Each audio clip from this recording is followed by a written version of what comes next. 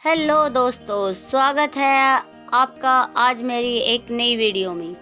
क्या आपको लगता है कि मरने के बाद आत्मा के पास सिर्फ दो ही रास्ते होते हैं, स्वर्ग या नरक? आप गलत सोच रहे हैं। सनातन धर्म के पन्ने पलटे तो पता चलता है कि यह ब्रह्मांड सिर्फ 3 हिस्सों में नहीं बल्कि 14 अलग अलग आयामों डायमेंशन में बटा हुआ है। हमारे ऊपर 7 लोक हैं और हमारे पैरों के नीचे 7 ऐसी दुनिया है जहाँ सूरज की रोशनी तो नहीं पहुँचती, लेकिन फिर भी वहाँ अंधेरा नहीं है। आखिर क्या है इन 14 लोकों का रहस्य? चलिए आज इस ब्रह्मांडीय यात्रा पर चलते हैं। स्वागत है दोस्तों हमारे चैनल वास्तु शास्त्र में। अगर आपको यह वीडियो अच्छी लग रही हो तो हमारे चैनल को सब्सक्राइब करें और वीडियो को लाइक करें और कमेंट सेक्शन में बोले हर हर महादेव। त्रिलोक दर्शन आरोहण का दिव्य सोपान अनंत कोटि ब्रह्मांड नायक परम ब्रह्मा परमेश्वर की माया अल्पनीय है। यह सृष्टि केवल वो नहीं है जो हमारी चरम चक्षुओं और भौतिक आंखों से दिखाई देती है। यह वो विराट पुरुष का एक सूक्ष्म अंश मात्र है। हमारे धर्म ग्रंथों, वेदों और पुराणों ने सृष्टि के विस्तार को समझने के लिए इसे चतुर्दश भुवन 14 लोकों में विभाजित किया है। आइए अपनी चेतना को जागृत करें और यात्रा करें उन 3 प्राथमिक लोकों की जिनका उच्चारण हम नित्य गायत्री मंत्र में करते हैं। ओम भूर्भुवः स्वः। एक परिचित और स्थित ब्रह्मांड के मध्य में स्थित यह भूलोक वही धारा है जहाँ हम आप निवास करते हैं। यह मात्र मिट्टी, जल और पत्थरों का गोला नहीं है, यह माता वसुंधरा का रूप है। पुराणों के अनुसार यह लोक मेरु पर्वत के दक्षिण में स्थित जम्बू द्वीप का भाग है। इसे मृत्यु लोक भी कहा जाता है क्योंकि जहाँ जन्म लेने वाले प्रत्येक प्राणी का अंत निश्चित है। नश्वरता ही इस लोक का स्वभाव है तो कर्म भूमि ही महिमा। भक्ति भाव से साधक भूलोक की निंदा मत करना। यद्यपि यह नश्वर है तथापि इसकी महिमा इतनी अद्भुत है कि स्वयं देवता भी यहाँ जन्म लेने के लिए तरसते हैं। देवता क्यों तरसते हैं? क्योंकि स्वर्ग, महरलोक या ब्रह्मलोक यह सभी भोग भूमियां हैं। वहाँ केवल पूर्वकृत पुण्य भोगे जाते हैं, नए कर्म नहीं दिए जा सकते। केवल भूलोक ही वह पवित्र कर्म भूमि है जहाँ जीव अपनी साधना, भक्ति और तपस्या के बल पर अपने भाग्य को बदल सकता है।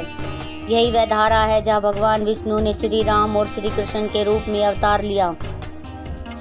इसी मिट्टी पर संतों ने हरि नाम का संकीर्तन कर वैकुंठ का मार्ग प्रशस्त किया। यहाँ का कष्ट भी वरदान है क्योंकि दुखी ही जीवन को ईश्वर की ओर मोड़ता है। 3 भूलोक का आध्यात्मिक रहस्य। यह लोक अनन्यमय कोश से संबंधित है। यहाँ स्थूल शरीर की प्रधानता है। यह वह परीक्षा केंद्र है जहाँ जीवात्मा को यह सिद्ध करना होता है कि वह माया के आकर्षण को त्याग कर परमात्मा हरि के चरणों में प्रीति कर सकती है या नहीं। जो यहाँ असफल होता है वह नीचे के लोकों में गिरता है और जो सफल होता है वह ऊर्ध्व लोकों की यात्रा करता है। द्वितीय सोपान भूवरलोक अंतरिक्ष से सिद्धांतों का मार्ग और प्राण का आयाम है। एक परिचय और स्थिति पृथ्वी के ऊपर और सूर्य स्वर्ग के मध्य जो विशाल रिक्त स्थान है वही भूवरलोक कहलाता है। सामान्य भाषा में इसे हम अंतरिक्ष या वायुमंडल कहते हैं, परंतु आध्यात्मिक दृष्टि से यह अत्यंत रहस्यमयी है। यह लोक पृथ्वी और स्वर्ग के बीच का सेतु पुल है। 2 निवासी और वातावरण। भूवरलोक मनुष्य का नहीं अपितु सूक्ष्म शरीरधारियों का निवास है। यहाँ सिद्ध मुनि, गंधर्व, यक्ष और कुछ विशेष कोटियों के पितृ निवास करते हैं। यहाँ का वातावरण अत्यंत तेजमयी और वायु प्रधान है। यहाँ वे आत्माएं भ्रमण करती है जो पृथ्वी के बंधुओं से तो मुक्त हो चुकी है परंतु अभी स्वर्ग के सुखों या मोक्ष की अधिकारी नहीं बनी है। यह लोक निरंतर गतिमान है। यहाँ सूर्य की रश्मियाँ और वायु का प्रभाव जीवों की शुद्धता करता है। 3. भक्ति में चिंतन कल्पना करे। जब एक योगी समाधि में लीन होकर अपने शरीर का त्याग करता है तो उसकी जीवात्मा सर्वप्रथम इसी भूलोक से होकर गुजरती है। यह मार्ग है, यहाँ वायु देवता का आधिपत्य है जो प्राण शक्ति के संचारक है। भूवर लोक हमें सिखाता है कि पृथ्वी जड़ता और स्वर्ग प्रकाश के बीच एक संक्रमण काल होता है। भक्ति मार्ग में यह उस अवस्था का प्रतीक है जब साधक संसार को तो छोड़ देता है लेकिन अभी उसे भगवान के पूर्ण दर्शन नहीं हुए हैं। वह विरह की अवस्था में अंतरिक्ष की भांति प्रभु मिलन की आस में तैर रहा है। तृतीय सोपान स्वर्ग लोक इंद्र लोक स्वतः पुण्यों का प्रतिफल और ऐश्वर्य का शिखर एक परिचय है और वैभव भूवर लोक के ऊपर जहाँ सूर्य नक्षत्र और तारा मंडल अपनी पूर्ण आभा के साथ चमकते हैं वहाँ स्थित है स्वर्ग लोक। इसे देवलोक भी कहा जाता है। यह प्रकाश आनंद और सौंदर्य का चरम है। यहाँ की राजधानी अमरावती है और यहाँ के आधिपत्य देवराज इंद्र है। यहाँ की भूमि पारस मणियों से बनी है जहाँ धूल नहीं उड़ती। यहाँ नंदन वन है जिसके पुष्प कभी नहीं मुरझाते। यहाँ कल्प वृक्ष है जिसके नीचे बैठकर जो कामनाएं की जाए वह तत्काल पूर्ण होती है। यह कामधेनु गाय है जो समस्त इच्छाओं की पूर्ति करती है। जो निवासी और जीवन यहाँ 33 करोड़ देवी देवता जैसे अग्नि वरुण वायु आदित्य आदि निवास करते हैं। इसके अलावा पृथ्वी पर अश्वमेघ यज्ञ करने वाले, कुएं तालाब खुदवाने वाले, भूखे को अन्न देने वाले और सत्य बोलने वाले पुण्य आत्मा मृत्यु के पश्चात यहाँ स्थान पाते हैं। स्वर्ग में ना बुढ़ापा, ना पसीना आता है, ना दुर्गंध आती है, ना ही निंद्रा।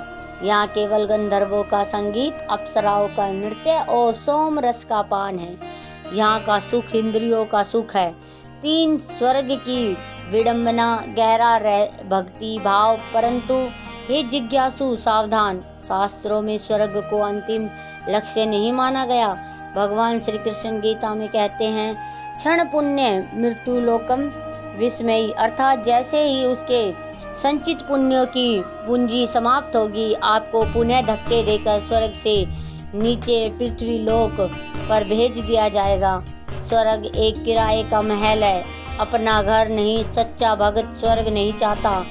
भगत चाहता है प्रभु मुझे नंदन वन की शीतलता नहीं चाहिए, मुझे तो आपके चरणों की दास्ता चाहिए। स्वर्ग में अप्सराएं होंगी परंतु वहाँ आप नारायण की कथा नहीं होती। जहाँ हरि कथा नहीं होती वो स्वर्ग भी मेरे लिए मरुस्थल समान है। 4 स्वर्ग लोक मन को लुभाने वाला अवश्य है परंतु यह भी माया का ही एक सुंदर जाल है। यह सोने की जंजीर है जो जीवात्मा को बांध कर रखती है और उसे वे कुंड भगवान के धाम जाने से रोकती है। स्वर्ग के आगे क्या है? हे साधक, अब तक हमने चर्चा की उन लोकों की जहाँ जन्म और मृत्यु का चक्र चलता है। स्वर्ग का सुख भी क्षणभंगुर है, इंद्र का सिंहासन भी डोलता है, परंतु जो जीवात्मा स्वर्ग के भोगों को ठुकरा देती है, जिसमें भोग की नहीं अपितु योग की त्याग की अग्नि जलती है, वह सूर्य मंडल को भेद कर उन लोकों में प्रवेश करती है जहाँ कल्पों तक प्रलय नहीं होती। आइए मन को एकाग्र करें और उस दिव्य सोपान पर चढ़े। चतुर्थ सोपान महर लोक, ऋषियों और सिद्धियों का धाम जहाँ धर्म श्वास लेता है और यज्ञ हृदय है। एक स्थिति और स्वरूप ध्रुव तारे से भी 1 करोड़ योजन ऊपर स्थित है। महर लोक, यह लोक कृतक अकृतक कहलाता है। इसका अर्थ है कि जब प्रलय काल में नीचे के 3 लोक भू भव्य स्वभव भस्म हो जाते हैं तब भी महर लोक नष्ट नहीं होता।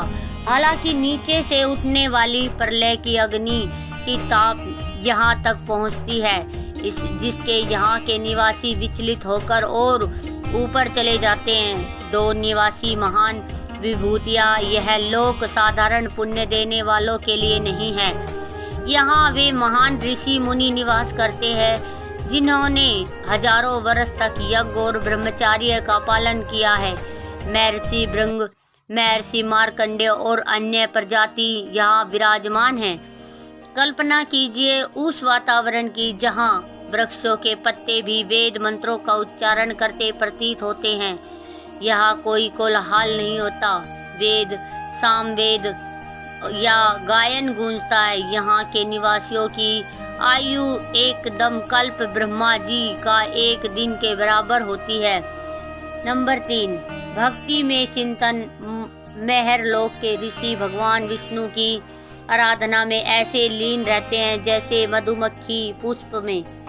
वे जानते हैं कि स्वर्ग का सुख मदिरा के समान है जो नाश देता है, किंतु मेहर लोक का सुख अमृत है जो शांति देता है। वे यहाँ रहकर सृष्टि के कल्याण के लिए निरंतर तप करते हैं। यहाँ का भोग विषय वासना नहीं अपितु ब्रह्म चिंतन है।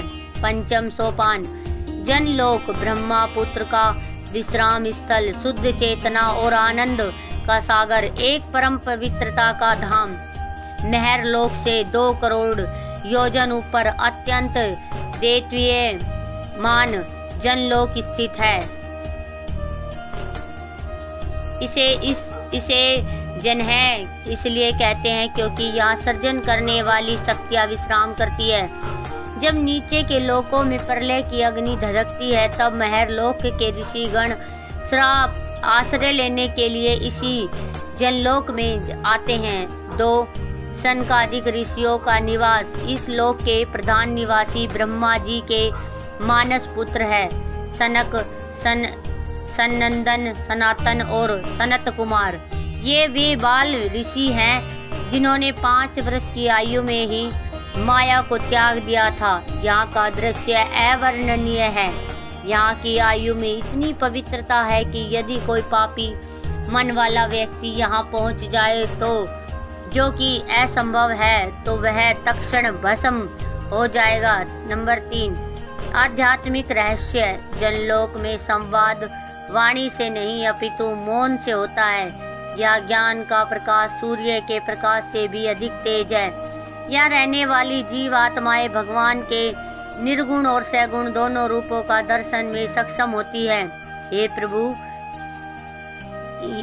प्रभु के प्रेमी जनलोक हमें सिखाता है कि जब तक हमारे भीतर बालकों जैसी निष्ठलता और निर्मलता नहीं आएगी तब तक हम ईश्वर के समीप नहीं जा सकते।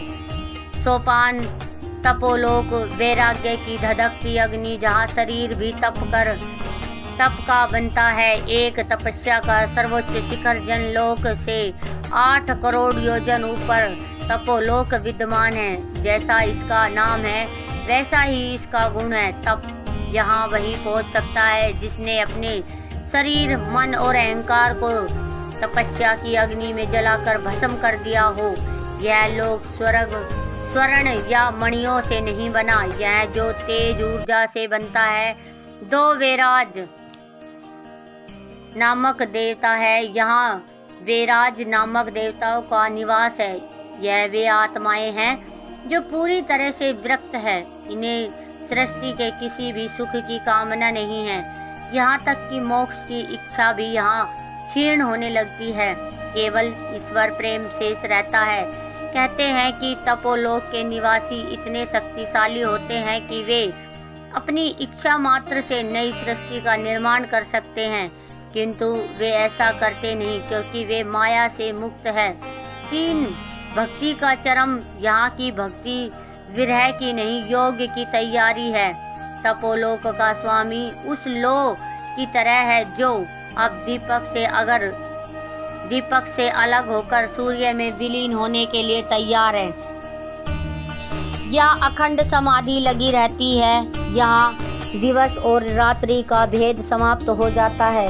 केवल एक ही प्रकाश है, आत्मा का प्रकाश। समाप्त सोपान। सत्यलोक, ब्रह्मालोक, सृष्टि का मुकुट, मणि, अनंत का द्वार और विधाता का धाम, एक सर्वोच्च स्थित तपोलोक से 12 करोड़ योजन ऊपर ब्रह्मांड के सर्वोच्च शिखर पर स्थित है सत्यलोक। इसे भी ब्रह्मालोक कहा जाता है। यह भौतिक सृष्टि का अंतिम छोर है। इसके परे विजा नदी बहती है जो भौतिक जगत को आध्यात्मिक जगत वैकुंठ से अलग करती है। 2 ब्रह्मा जी का दरबार। यहाँ कमल के आसन पर स्वयं पितामह ब्रह्मा जी विराजमान हैं। इनके साथ माँ सरस्वती वीणा वादन करती है।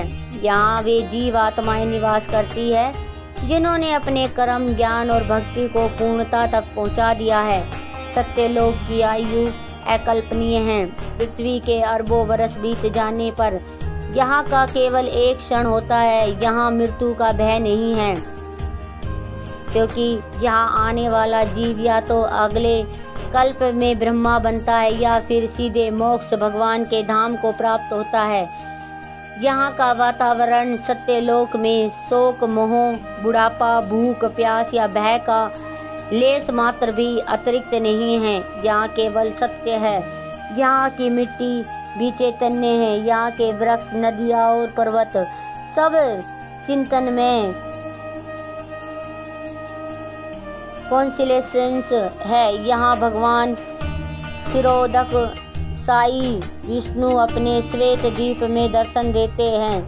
यहाँ वेदों की संरचनाएं मूर्ति मत साक्षात रूप धरकर होकर प्रभु की स्तुति करती है। मोक्ष का अंतिम पड़ाव है भक्त। सत्यलोक अंतिम गंतव्य नहीं है, यह कर्म मुक्ति का स्थान है। जो ज्ञानी यहाँ पहुँचते हुए ब्रह्मा जी की आयु पूर्ण होने तक वहीं रहते हैं, और जब महाप्रलय में ब्रह्मा जी का भी विलय होता है तब वे सभी पुण्य आत्माएं ब्रह्मा जी के साथ भगवान के परम धाम गोलोक या वैकुंठ में प्रवेश करती है, जहाँ से फिर कभी लौटना नहीं पड़ता। पाताल विजय अधोलोकों का दिव्य रहस्य। भाग 1 अतल वितल और सुतल का महावर्णन अंधकार नहीं, माया का ऐश्वर्य है। साधक सर्वसाधारण मनुष्य जिसे पाताल कहकर भयभीत होते हैं, वह वास्तव में केवल अंधकार में गुफाएं नहीं हैं। श्रीमद् भागवत पुराण इन लोकों को बिल स्वर्ग, भूमिगत स्वर्ग की संज्ञा देता है। आश्चर्य का विषय यह है कि भौतिक सुख और वैभव की दृष्टि से यह लोक देवताओं के स्वर्ग से भी अधिक समृद्ध है। यहाँ सूर्य, चंद्रमा या तारों का प्रकाश नहीं पहुँचता, तो फिर यहाँ प्रकाश कैसे? यहाँ के विशाल सर्पों और नागों के फनों पर जड़ी हुई दिव्य मणियाँ अपने नैसर्गिक प्रकाश से पूरे पाताल को प्रकाशित करती है। यहाँ ना बुढ़ापा है, ना पसीना, ना रोग, ना ही बालों का पकड़ना। यहाँ केवल माया है, ऐसी माया जो जीव को ईश्वर से विमुख कर भोग में डूबो देती है। यह ईश्वर की परीक्षा है। प्रथम सोपान अतल लोक, मायावी आकर्षण का केंद्र, जहाँ वासना और मोह का साम्राज्य है। एक परिचय और स्थिति। पृथ्वी भूलोक से 10,000 योजन नीचे तललोक स्थित है। यह अधोलोकों का प्रवेश द्वार है। यहाँ का वातावरण मादक और सम्मोहित करने वाला है। 2 अधिपति और निवासी इस लोक का शासन में दानव के पुत्र बल के हाथों में हैं। बल ने यहाँ 96 प्रकार की मायावी विद्याओं की रचना की है, जिसका प्रयोग आज भी मायावी लोग करते हैं। कहते हैं कि जब बल को जबाई यौन आई तो उसके मुख से 3 प्रकार की स्त्रियां उत्पन्न हुई थी। स्वर्णी, स्वेच्छा से विहार करने वाली, कामनी, कामना युक्त और कुंजली 3 आध्यात्मिक चिंतन और चेतावनी। अतल लोक के निवासियों ने हाटक नामक एक विशेष रस मदिरा जैसा द्रव्य बना रखा था। इसे पीकर वे स्वयं को ईश्वर के समान शक्तिशाली मानने लगते हैं। वे हरि भक्त। यह लोक हमें सिखाता है कि जब जीव के पास थोड़ी सी शक्ति या सिद्धि आ जाती है तो वह अहंकार में भरकर भगवान को भूल जाता है। अतल लोक उस कामाग्नि का प्रतीक है जो जीव को ऊपर नहीं उठने देती। यहाँ सुख तो है परंतु शांति नहीं, यहाँ सौंदर्य तो है परंतु उसमें सात्विकता नहीं। यह वासना का एक सुंदर पिंजरा है। द्वितीय सोपान वितल लोक हटकेश्वर और सुवर्ण का मोह, जहाँ शिव की माया के साथ क्रीड़ा करते हैं। एक परिचय और स्थिति अतल से और 10,000 योजन नीचे उतरने पर आती है। वितल लोक, यह लोक अद्भुत लालिमा और स्वर्ण की आभा से चमकता रहता है। दो भगवान अटकेश्वर का निवास भक्तों के लिए यह आश्चर्य का विषय हो सकता है, परंतु यहाँ स्वयं भगवान शिव अपने पार्षदों और भूतों के साथ अटकेश्वर रूप में निवास करते हैं। वे यहाँ माता भवानी पार्वती के साथ विराजते हैं। पुराणों के अनुसार भगवान शिव और माता भवानी के सहयोग से यहाँ एक दिव्य नदी प्रवाहित होती है जिसे हटकी नदी कहते हैं। यह नदी का जल अग्नि के समान तेजस्वी है। जब यह जल वायु के संपर्क में आता है तो वह तत्काल शुद्ध स्वर्ण गोल्ड बन जाता है। 3 असुरों का आभूषण वितल लोक के दैत्य और दानव इसी हटक स्वर्ण के आभूषण पहनते हैं। उनकी स्त्रियां इसी स्वर्ण से श्रृंगार करती है।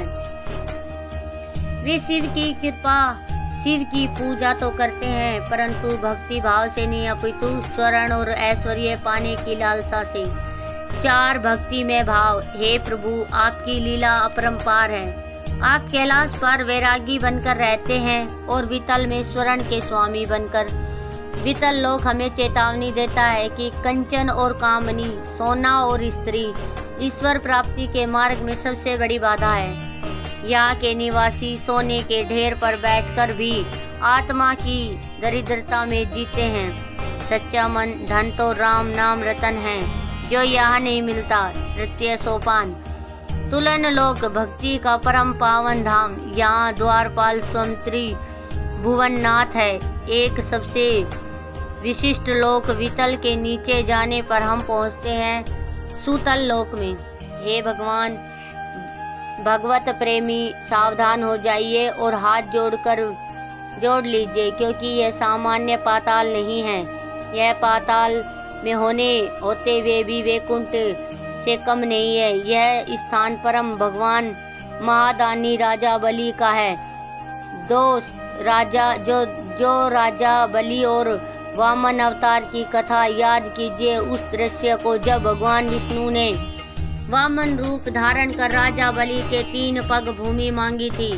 बलि ने 2 पग में सब कुछ खो दिया और तीसरे पग के लिए अपना शीश प्रभु के चरणों में झुका दिया।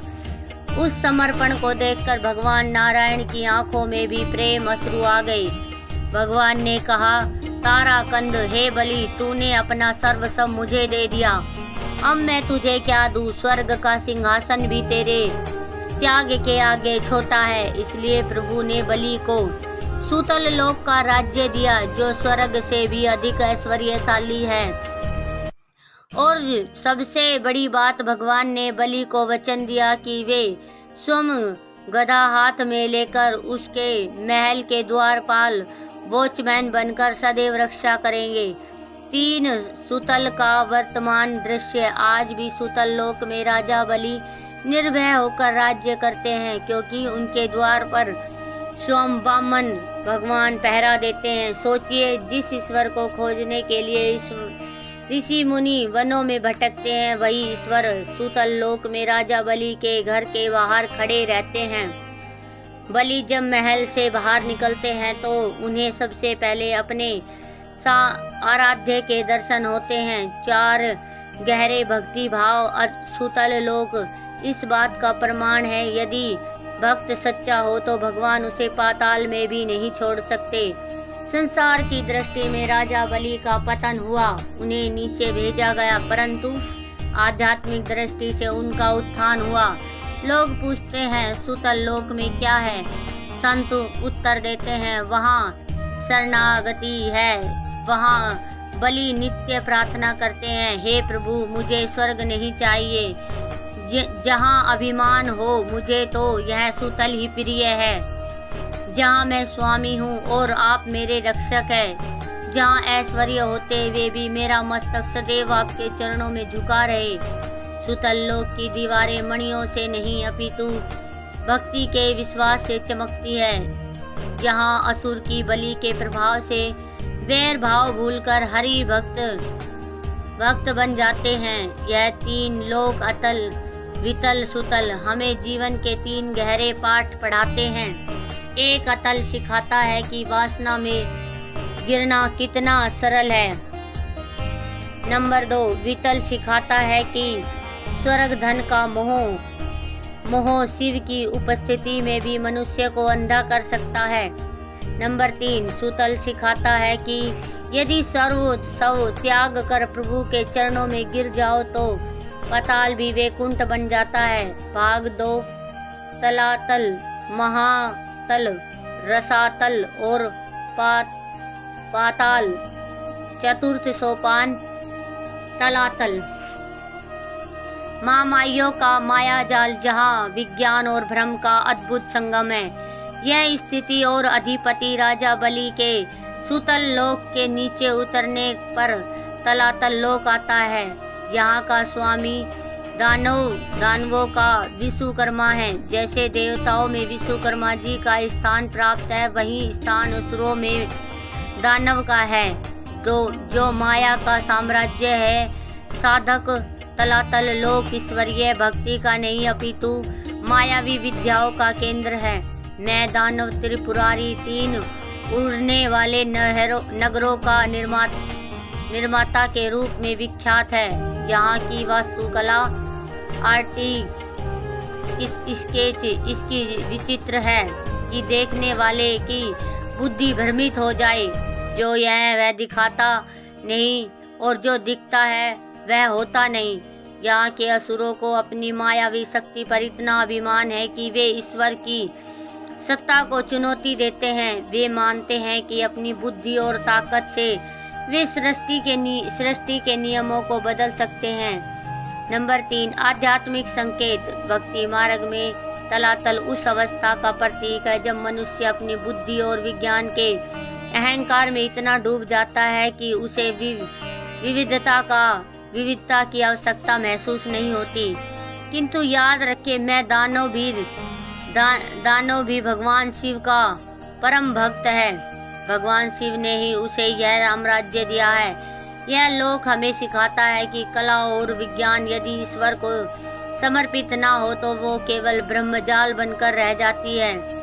यहाँ ऐश्वर्य तो है पर शांति नहीं, क्योंकि यहाँ समर्पण का अभाव है। पंचम सोपान महातल क्रोधित सर्पों का फन, जहाँ विष है पर मणि का प्रकाश भी है।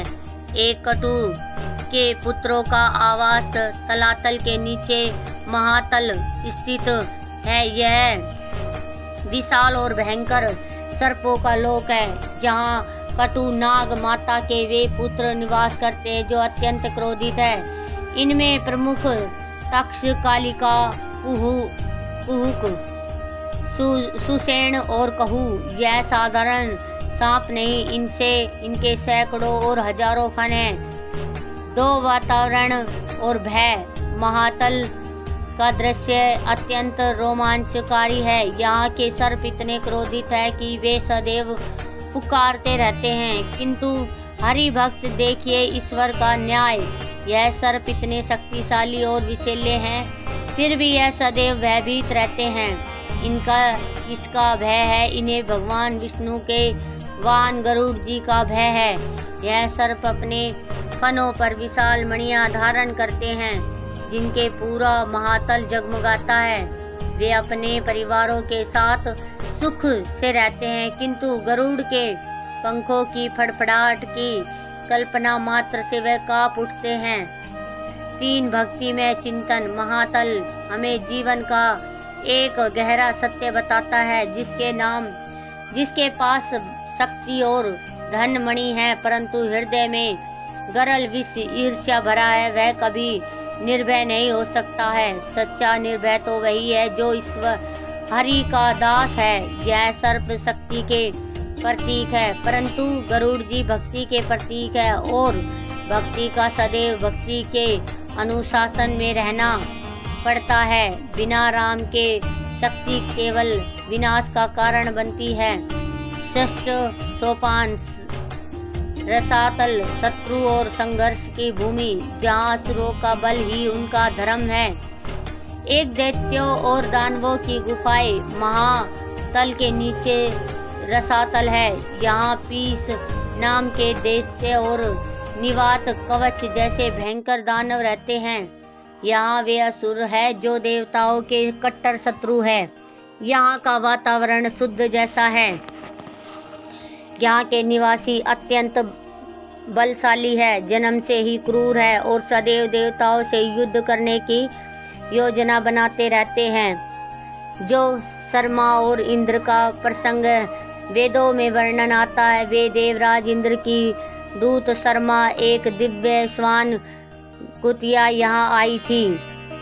रसातल के निवासी बिलों और गुफाओं में रहते हैं। वे ईश्वर को नहीं मानते, वे केवल बल को मानते हैं। उनका सिद्धांत है जिसकी लाठी उसकी भैंस। 3 ईश्वर का नियंत्रण। यदि यह असुर धर्म का पालन नहीं करते, यद्यपि भगवान की शक्ति यहाँ के कार्य करती है। भगवान विष्णु का सुदर्शन चक्र और उनकी तेजोमयी शक्ति इन असुरों को रसातल की सीमा से बाहर नहीं जाने देती। हे भक्त, रसातल उस मन स्थिति का प्रतीक है जहाँ केवल ईर्ष्या, द्वेष और दूसरों का हित करने की भावना रहती है। ऐसे लोग पृथ्वी के नीचे अज्ञान के गहरे गर्त में पड़े रहते हैं। उनके लिए ना सूर्य का प्रकाश है, ना ज्ञान की किरण। सप्तम सोपान पाताल नागलोक और अनंत शेष, सृष्टि का आधार और परम भक्ति की शिखर।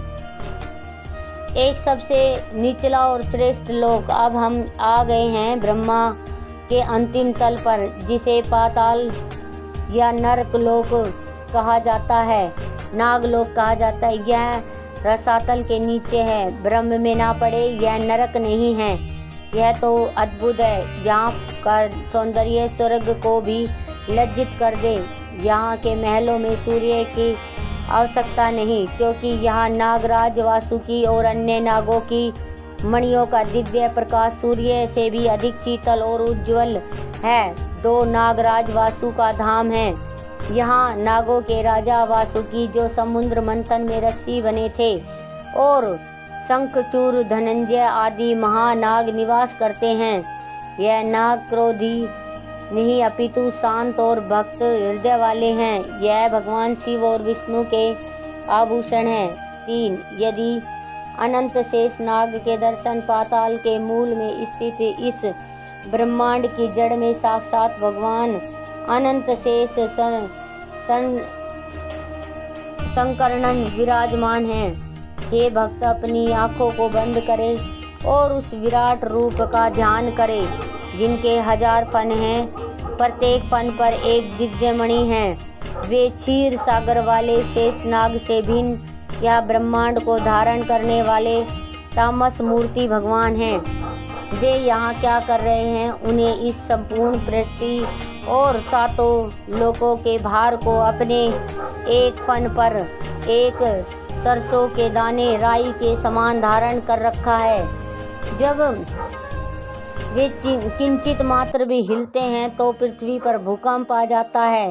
शेष नाग की भक्ति। यह भगवान अनंत सदैव अपने आराध्य श्री कृष्ण विष्णु के गुणों का गान करते रहते हैं। कहते हैं कि उनके 1000 मुखों से निरंतर हरि कथा निकलती रहती है। फिर भी अनंत काल बीते जाने पर भी प्रभु के गुण समाप्त नहीं हुए। नारद और सनकादिक मुनि नित्य पाताल में आकर भगवान अनंत की स्तुति करते हैं। 5 अंतिम संदेश। पाताल लोक का यह अंतिम दृश्य हमें विस्मित कर देता है। हम सोचते थे कि पाताल में केवल अंधेरा होगा, परंतु वहाँ तो स्वयं सृष्टि के आधार भगवान विराजमान हैं, शेषनाग विराजमान हैं। यह सिद्ध करता है कि ईश्वर केवल ऊपर प्रकाश नहीं करते, आकाश में नहीं रहते, अपितु नीचे पाताल की गहराइयों में भी है। सृष्टि का भार गुरुत्वाकर्षण ग्रेविटी पर नहीं, अपितु शेषनाग की सेवा शक्ति पर टिका है। सेवा ही इस जगत का आधार है, 14 लोकों का सार। हे प्रभु मेरी प्रेमी, हमने सत्यलोक की ऊंचाइयों से लेकर पाताल की गहराइयों तक की यात्रा की है। हमने देखा है कि सत्यलोक में ज्ञान है, स्वर्ग में भोग है, पृथ्वी पर कर्म है और पाताल लोक सूतल नाग लोक में समर्पण है।